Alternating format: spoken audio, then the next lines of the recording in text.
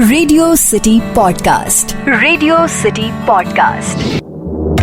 1918வது வருஷம் ஜப்பான் நாட்டுல சுசுகிங்கிற பேர் கொண்ட 17 வயது சிறுவன் ஒரு எக்ஸிபிஷனுக்கு போறான். அங்க ஒரு அழகான பொம்மைய பாக்குறான். அதை பார்த்த உடனேயே தன்னுடைய 2 வயசு தங்கைக்காக அந்த பொம்மைய ஆசையா வாங்கிட்டு வீட்டுக்கு வர்றான். அவனோட தங்கை ஓகி குவிக்கிட்ட அந்த பொம்மைய கிஃப்டா கொடுக்கறான். அதை பார்த்த உடனே ஓகி குவிக்கு அவ்வளோ சந்தோஷம்.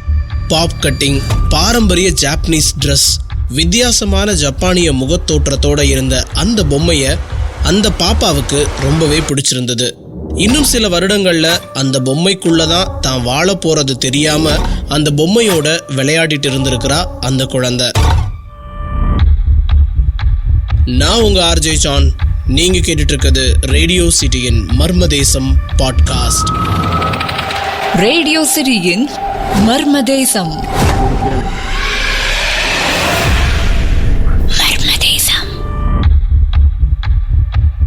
ஒரு குழந்தைகிட்ட ஒரு பொம்மையை கொடுத்து பாருங்க. காலையில எழுந்ததுல இருந்து சாப்பிடுறப்ப, குளிக்கிறப்ப, விளையாடுறப்ப, தூங்க போறப்பன்னு அந்த பொம்மைய தான் கூடவே வச்சுக்குவாங்க, பிரியவே மாட்டாங்க. அதே மாதிரிதான் இந்த ஓகிகு பாப்பாவும் அந்த பொம்மைய தான் கூடவே வச்சிருந்தா. சுருக்கமா சொன்னா இந்த பாப்பாவோட பெஸ்ட் ஃப்ரெண்ட் அந்த பொம்மை தான். இப்படியே போயிட்டு இருந்த வாழ்க்கையில திடீர்னு புயல் வீச ஆரம்பிச்சிச்சு.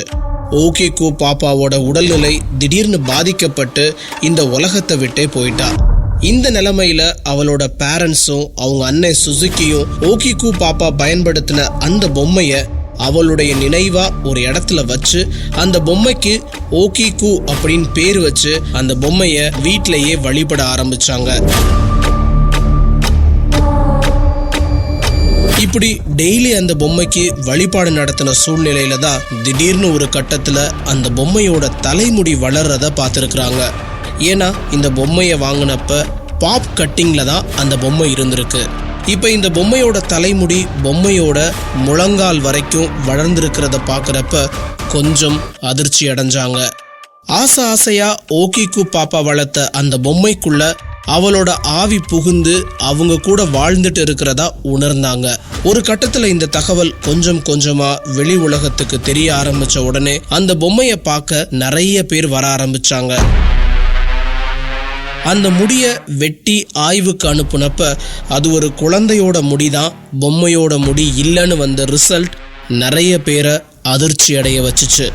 1938 அந்த குடும்பம் தன்னுடைய வீட்டை காலி பண்ணி சகாலின்கிற இடத்துக்கு போறப்ப அவங்க வீட்டில் இருந்த அந்த பொம்மைய மேனஞ்சிங்கிற கோவில்ல கொடுத்துட்டு போனாங்க. இப்பயும் கூட அந்த பொம்மைய அந்த கோவில்ல உங்களால பார்க்க முடியும். கால் வரைக்கும் நீண்டு இருக்கக்கூடிய தலைமுடியோட காட்சியளிக்கிற அந்த பொம்மைய பார்க்கறப்ப நமக்கே கொஞ்சம் பயமாதான் இருக்கு. குறிப்பிட்ட இடைவெளியில அங்க இருக்கிற துறவிகள் அந்த பொம்மைக்கு முடிவெட்டி விடுறதாவும் சொல்றாங்க.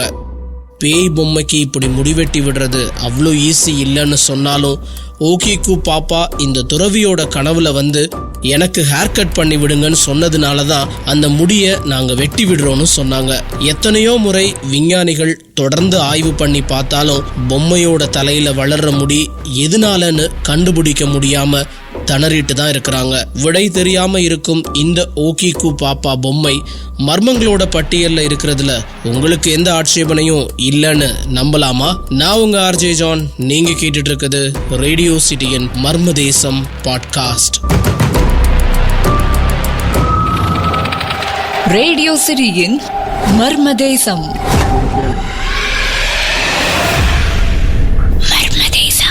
Radio city podcast. Radio city podcast.